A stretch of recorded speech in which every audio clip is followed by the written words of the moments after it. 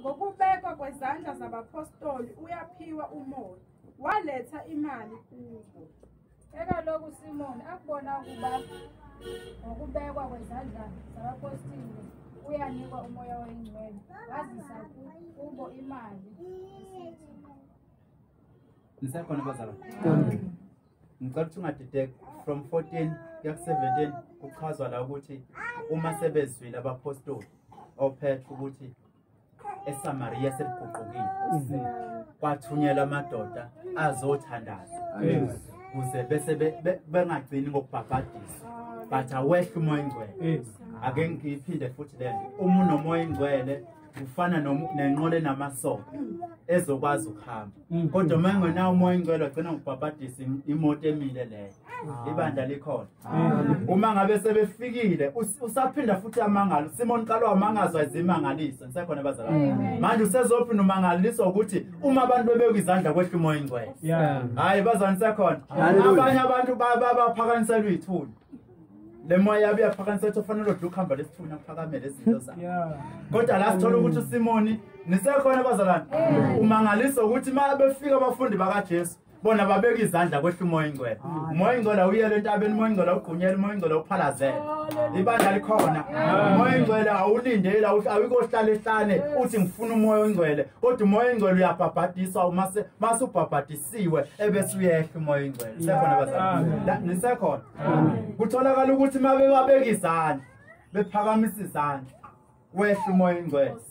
Le ndoda ngoba iyazi ukuthi yonke into iyakhokhelwa iza nemali aninginikeni lento ngoba engqondweni yayo inento ethi ikhona into abenza ngayo. Nanamhlanje sisenayo lo nkinga yokuthi njengoba sisikhuleka singaphathisanga lutho athi umuntu ikhona kodwa into enza ngayo. Amen.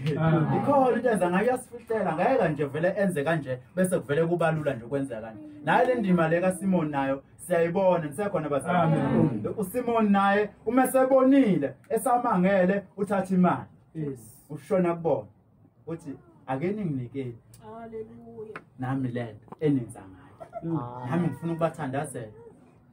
Nisekhona bazalwane buka isigebengu esamukela uKristu sifuna inzuzo sithini nikeni ukuze nami ngenze njengoba nani nenze. Sengikhathele manje lokhu ngiyalapha emthini ngiyohlanganisa amaqondo ngithi lo ukuphakamisa isithulu lo ukuklina idlozi. Hayi nikhona bazalwane nami sengifuna vele mangisi isandla nje uvele ukuphakama izinto. Asapha 19 wathi ngipheni nami lawo mandla ukuze yilowo nalowo engibeka izandla phezu kwakhe amukele umoya ongcwele. Esithi ndinikeni nami eligunya ukuze lowo ndithenda azibeka izandla phezu kwakhe amukele umoya ongcwele. asiqhubeke. Kepha uPetru wathi kuye isiliva lakho malibhubhe kanye nawe ngokuba uthi isipho sikaNkulunkulu singathengwa ngemali. Theke uPetros kuye isiliveri yakho mayiye kushabalala nawe ukuba isipho sikaThixo singazuzwa ngemali. Agama Kosi Yesu Agama Kosi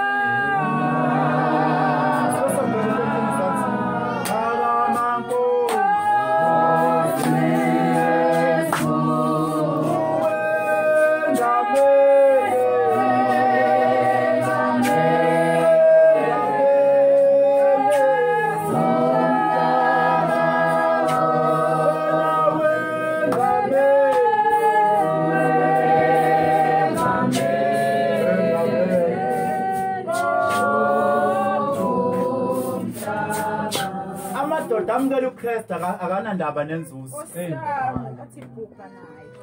Amadoda amukela uKristu akafune imali yakho.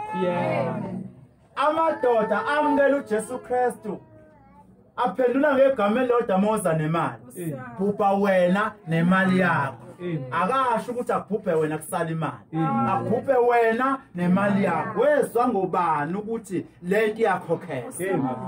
Ngoba mawuJesu ebathuma uthi niphiwe ngesihle nani amukelisani ngesihle nibaphilisa abagulayo nibakhipha amadimoni. Akasho ukuthi ukhipha abantu imimoya imali engaka. Akasho ukuthi ubhabhadisa abantu nobabhabhadisa ngo200 rand. Njoba namhlanje amakholo maye ukufaka emanzini sekufanele akufake ngemali. Maye ukubhabhadisa kufanele kube nemali. Namhlanje abantu mabethi bakwehlisela umoya bakwehlisela ngemali. Hallelujah. Ibandla likhona. Amadoda kaThixo athini bazalwane? Uba wena nemali yakho. Akubhubhe wena. Ngoba manje uza nesilingo. Amadoda kaNkulunkulu akwazi ukubona uSathane ephakathi ekholweni. Hallelujah. Uma ngabe sewukhonza uNkulunkulu kwazi ukubona uSathane ekuphi ephakathi evathile naye emuhle efana uBoxy Green enesihlabelele enyakazana kanti khona uSathane ephakathi. Uvela kanjani uSathane usethi ngale mali yakho? Awungiphe nami lento. Hallelujah. Phakama Nkosi.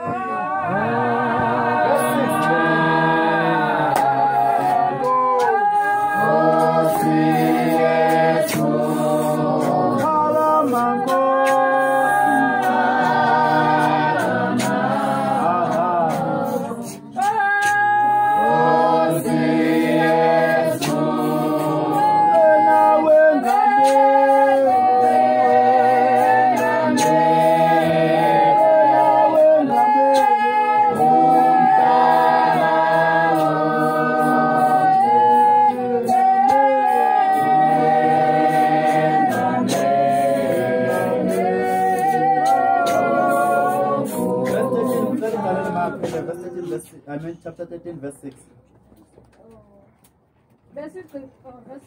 Besigqibileke isiqithi ngokuhamba bada bafika ePhafu bafumana siyazi uthile umprofeti wokuqonda umyuda ogama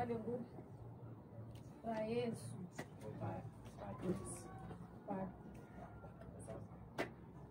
Sebedabule isiqhingi sonke baze bafika ePhafu bafumana indoda ethile eyisanusi nomprofeti wamanga umJuda ogama lakhe linguBha Jesu. Nikhona bazalwane. Ngiyabe bamba nje 5 minutes.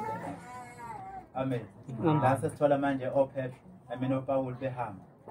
Mase behamba oPaul sebefikile lesi siqhingi. Bathola futhi la kunendoda futhi eyisanusi. Nomprofeti wamanga. Amen. Inegama elithi Jesu. Yenzela ukuthi unganaki ukuthi umprofeti wamanga uyamfaka uJesu la.